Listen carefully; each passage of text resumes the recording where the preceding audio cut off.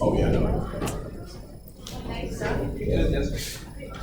Okay, so section 8.3 is talking about hypothesis testing for proportions. Proportions is a binomial distribution.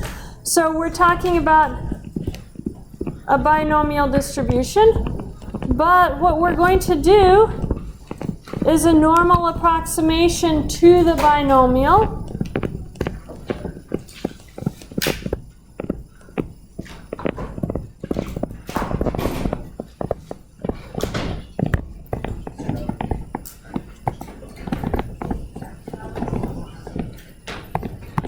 So that's going to actually explain where our formulas come from. From before, if sigma is unknown, you must have a sample size greater than or equal to 30, or you have to know that the original distribution is approximately normal because we're applying the central limit theorem. And we use the student's t-distribution.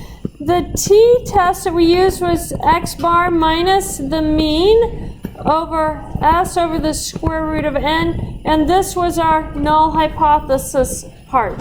And we plugged in the mean and standard deviation from our sample, a sample mean, sample standard deviation. And that's how we calculated our t-test on what we did in section 8.2. Now, you can also use your t-test on the calculator. The difference for when we're talking about the proportions is that our mean and our standard deviation are going to come from square root of pq over n, and mu equals to p for our normal approximation to our binomial distribution.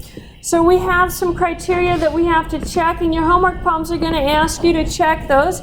N times p greater than 5 and n times q greater than 5, where p is a value in the null hypothesis. So you're plugging in the null hypothesis values here.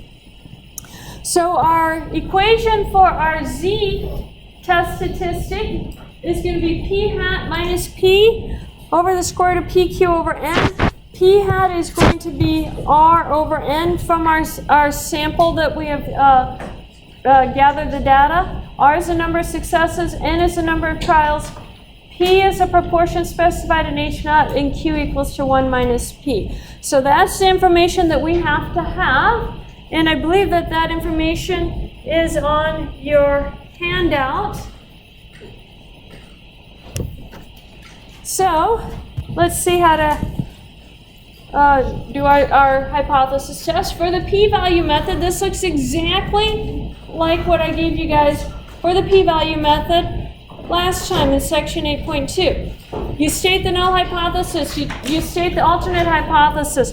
We have one added criteria, and that is that we check the requirements. Check the requirements as np greater than 5, nq greater than 5, p comes from H naught.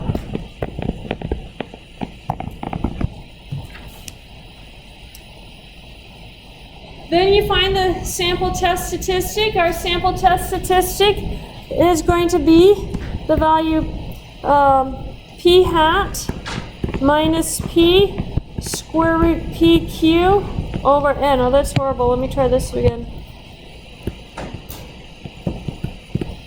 P hat is our sample value r over n. P comes from our H naught. You find the p value. You use the same steps to determine if you reject or fail to reject, and then you draw conclusions in the story of the problem. The only thing that differs here from what we did in section 8.2 is the distribution that we're using. We have to recognize this as a binomial distribution and use our normal approximation to the binomial distribution to be able to do this. The traditional method, you probably need the handouts.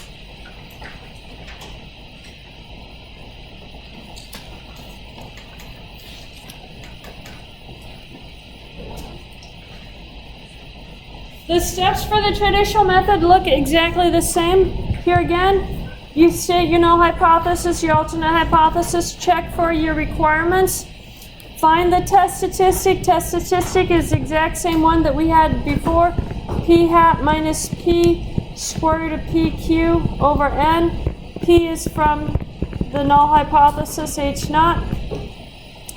Find the critical value Z sub C. This one comes from looking it up on the tables. And we'll take a look at the tables in a minute. I'll show you where those are. And then determine if you reject or fail to reject. If your test statistic is in the tails beyond the critical value, or if it's equal to the critical value, then you reject. If not, you fail to reject. Exact same rules that we had from last time. And then you draw conclusions in terms of the story of the problem. So this looks exactly like what we did last time. The only thing different is the distribution that we're using. The formula looks a little bit different. Any questions? Yeah. What's the denominator here? PQ, square root of PQ over N.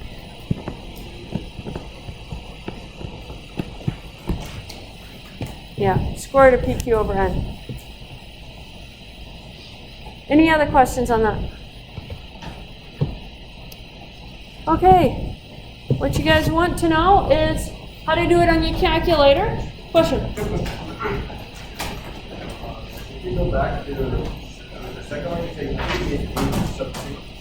It's H naught. It's H naught on both of them. What's the difference between comes from and H is X? It comes from it. It's what's determining your null hypothesis. So P comes from H naught. I can write it that way.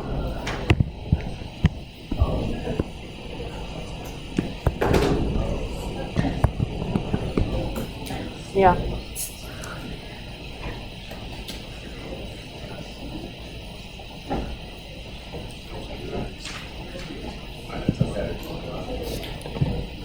Okay, for the calculators, you're using stat test 1 proportion z-test. PROP means proportion, so that tells you it's a binomial approximation to the normal. Or you're going to use the formulas I gave you. Thankfully, on this one, as opposed to the student's t-test, you can actually do all of this without that graphing calculator if you don't have it. You can find the p-value on the tables. It's as accurate as what your calculator would give you for the p-value. The t-tables just did not give you the p-value, and that was our problem last time. So let's look at an example. I'm going to do this one using both the traditional method and the p-value method so you can see the difference on it. It says a team of eye surgeons has developed a new technique for a risky eye operation to restore the sight of people blinded from a certain disease. Under the old method, it is known that only 30% of the patients who undergo this operation recover eyesight. Suppose that surgeons in various hospitals have performed a total of 225 operations. Using the new method, 88 have been successful. Can we justify the claim that the new method is better than the old? So that is a question that we're looking at, and they tell us alpha is 1%. So I'm going to do this one. I'll do the traditional method first.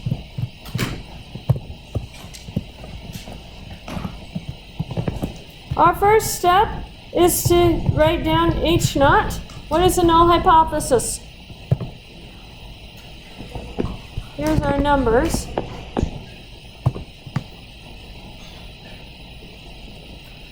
The original, it is known that only 30% of patients recover their eyesight. Historically, the historical value is 30%. So P equals 2.3 or 30%. Our alternate hypothesis, we are claiming the new method is better than the old one. So would that be less than, greater than, or not equal to? Greater than. There's our null and alternate hypothesis. The next step that we have to do is to check the requirements. I'm following, by the way, the steps for the traditional method. I'm on the third step, so check the requirements.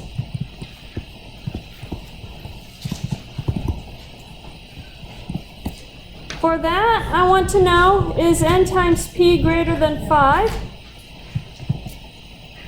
What is n in our problem? 225. So 225. And remember, p comes from the null hypothesis. So 225 times 0.30. What is that value? 67.5? And then I need to know, by the way, 67.5, bigger than 30 or less than 30? Sorry, bigger than 5. It is bigger than 30 too. Did you get both of them? It is bigger than 5. So now let's look at n times q. Is that greater than 5?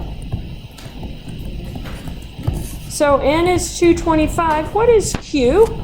0.7 is 1 minus 0.3. So multiply that and what do we get?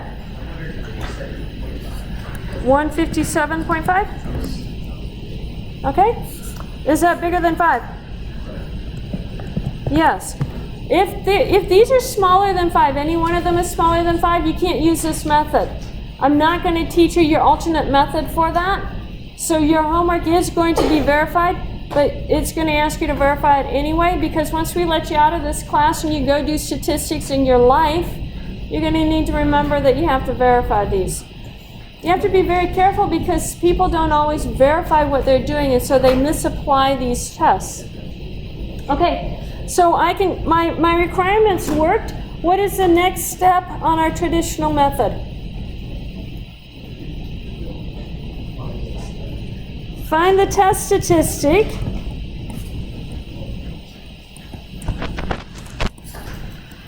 I'm going to do this one by hand so that those of you without the graphing calculator can see how to do this. This sample test statistic is going to ask for p hat minus p square root of pq over n.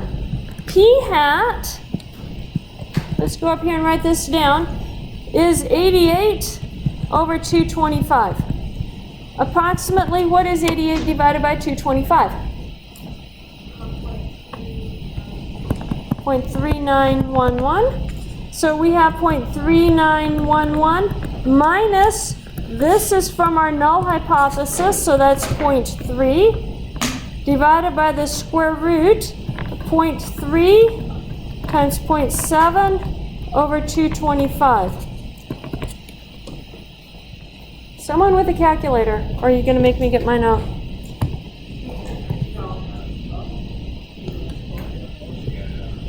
I'm getting it out anyway. I'm going to eventually need it. It just takes it forever to boot.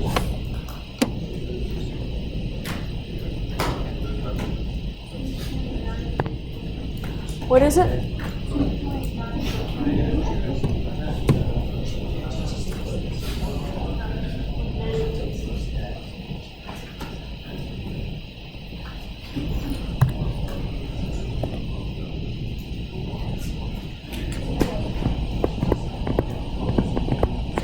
So approximately 2.9823. That's the test statistic. Let's find our critical value. What is alpha in this problem? 0.1. So now do me a favor. Remember all of those tables I gave you, normal distribution, students t distribution tables? We need the students t distribution table.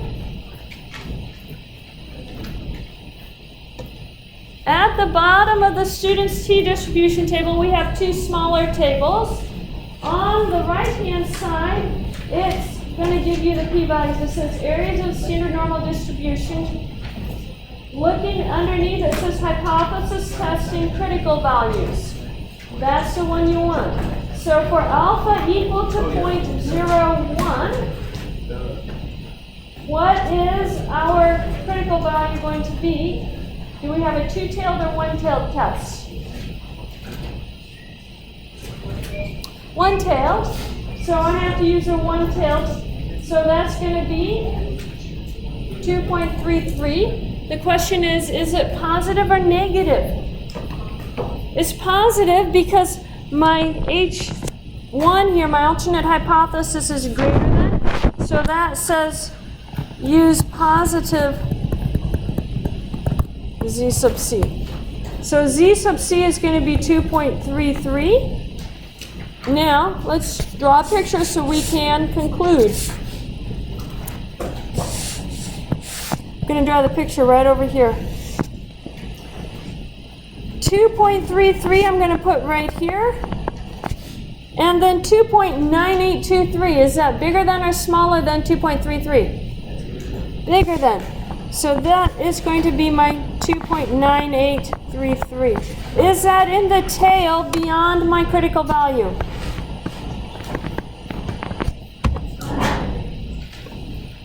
Yeah, it's in the tail beyond the critical value, so I'm going to reject the null hypothesis. So let's write our conclusion. At the 1% level of significance,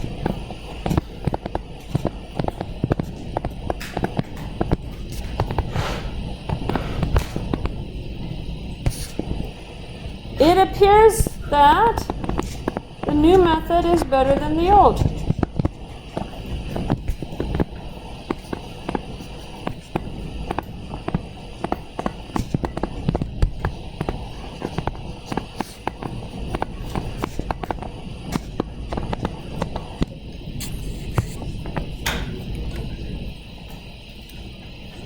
Any questions on that?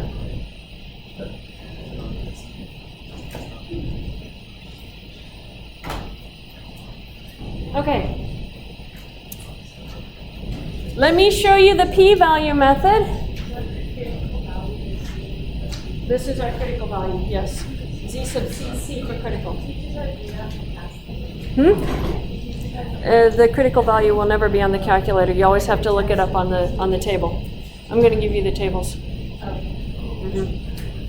Yeah. No, I'm going to show you the calculators in a minute. I'm going to do the p-value by hand, and then I'll show you the calculators. So yeah, I have to do 3 different things, so yeah.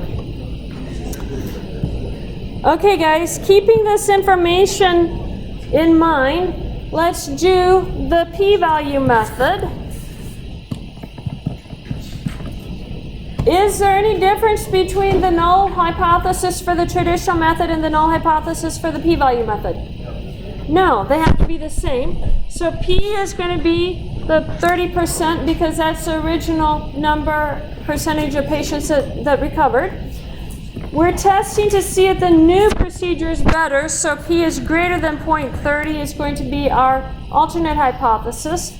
The check requirements stay the same. I can't spell requirements.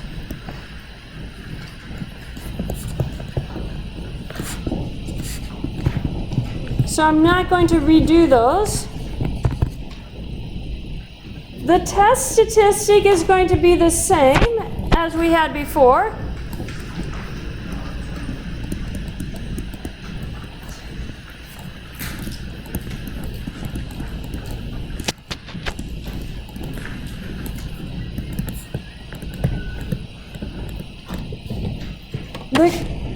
We have to calculate, then the p-value would be the next thing. And remember, the p-value is going to be the probability that z is greater than or equal to 2.9823. In other words, if I draw you a picture, here's your 2.9823. The p-value is this area right here.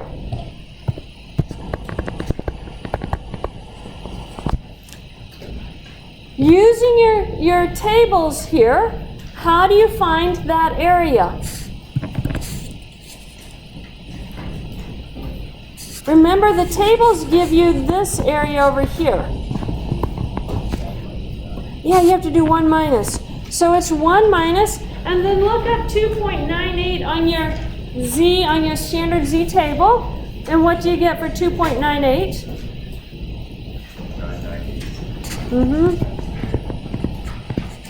And what is 1 minus 0.9986? 0.0014. That is our p-value. And then you compare p-value to alpha. So what is the comparison? Which one's bigger, 0.0014 or 0.01? Yeah, this one's smaller, so that means you reject. Notice that you have exactly the same answer as the last conclusion that we had. It gives you the same conclusions, it's just a different way of getting to it.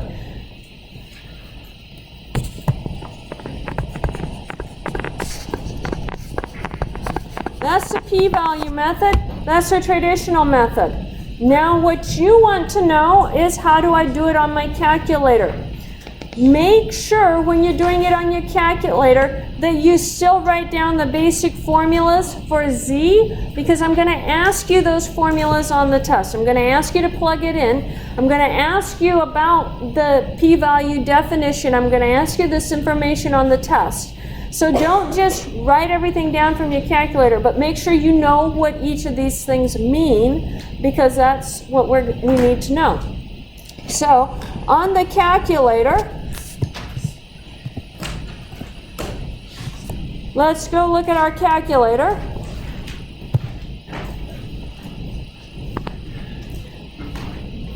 We go to stat and then arrow over to tests. And we are looking for the one proportion z-test, so this would be number 5. And the p0 is your null hypothesis. So in this question, our null hypothesis was 0.30. The x was the number of successes. In our question, that was 88. The n was the number of trials, which was 225. And then the next line is your alternate hypothesis. Our alternate hypothesis was a greater than symbol. Select that, and then come down and hit calculate. Notice what it gives you. It gives you z, 2.9823, which is what we calculated. It gives you the p-value of 0.0014, which is what we calculated. And it gives you p-hat, just for you to verify that you actually typed in the information correctly. For the critical value, yes, you have to look up the critical value. That on the very bottom table to find the critical value. Yeah, where is it? That's on your on your standard normal bottom right hand corner. Okay, this gives you all the information, but please write the formulas down when you're getting ready to do this homework that we're working on, classwork that we're doing today. Make sure you're giving me the formula z equals, plug in for p hat, plug in for p, plug in the square root of pq over n. You can write the answer down from your calculator, but I want to know that you know the formula. When it asks for the p-value, make sure you're telling me that the p-value is the area beyond your test statistic. And you can write that as a probability, or you can draw me a normal distribution with that on it.